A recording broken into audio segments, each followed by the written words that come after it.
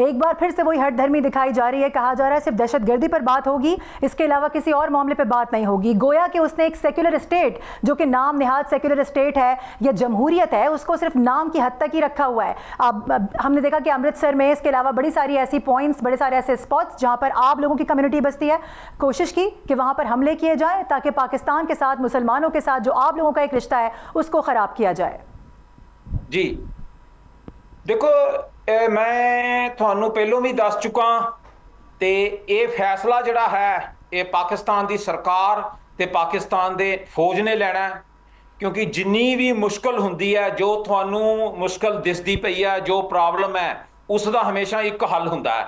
और जिहड़ी हिंदुस्तान जिहड़ा है, जिहड़ी कि पाकिस्तान दे होंद लई खतरा है, अज उन्होंने जिहड़ा जंग का तुहाडा ऐलान कर दिता होया है, ये जंग रुकी है, खत्म नहीं हुई।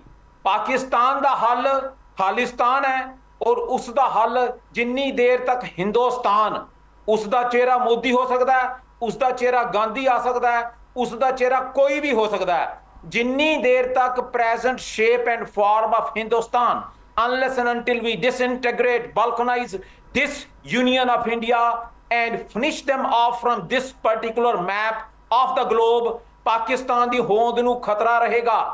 जिथे गल सिख दी है, सिख ते भारत जिहड़ा वो अड अड हो चुका है। सिख हिंदुस्तानी नहीं है। सिख जदोजहद कर रहा पंजाब नूं भारत के कब्जे चों आज़ाद कराउण दे लई, और उसका उन्होंने ऐलाने जंग मोदी की सरकार ने दोबारा किया। भैन पहला उन्होंने ननकाना साहब के उत्ते ड्रोन नाल हमला करने की कोशिश की, जिसनूं पाकिस्तान की फौज ने तबाह किया ते ननकाना साहब महफूज कराया।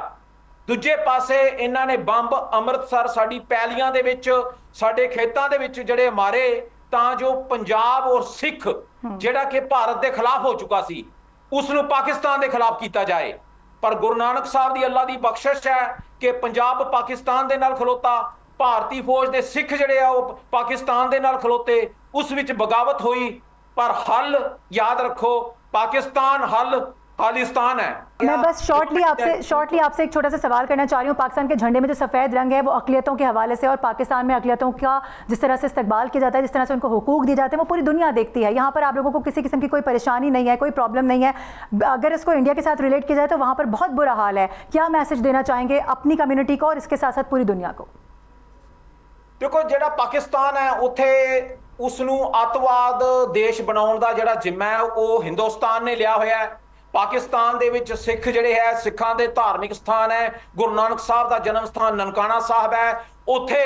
उत्थे किन्ने करोड़ जिहड़ा है वो हिंदू वसदा, कराची दे विच सिख हैगे है, सब नूं उन्हां दे हक मिले होए है। हिंदुस्तान दे विच सिख धर्म जिहड़ा है उसनूं हिंदू धर्म दा हिस्सा दस्सिया होया है। सिख जिहड़ा है उसदा एक दुश्मन है वो हिंदुस्तान है, सिख दा एक दुश्मन है वो भारतीय फौज है। ते जे सिख ने अपनी होंद रखनी है ते उसनूं पंजाब तो, भारत तो पंजाब नूं आज़ाद करवाउणा पैना है, खालिस्तान बनाउणा पैना है। और दुनिया ये गल मन चुकी है भैन कि इस वक्त दुनिया च biggest exporter of terrorism is Narendra Modi is India. चाहे वो कैनेडा होए, अमेरिका होए, यूरोप, ऑस्ट्रेलिया, यूके, हर जगह ते हिंदुत्ववाद, अतवाद फैला रहे हैं, and they have been cornered by the world. All right, thank you so much for being with us. हमारे साथ Gurpatwant, thank you so much. Pakistan जिंदाबाद। सब्सक्राइब करें और बेल दबाएं ताकि कोई खबर रह न जाए।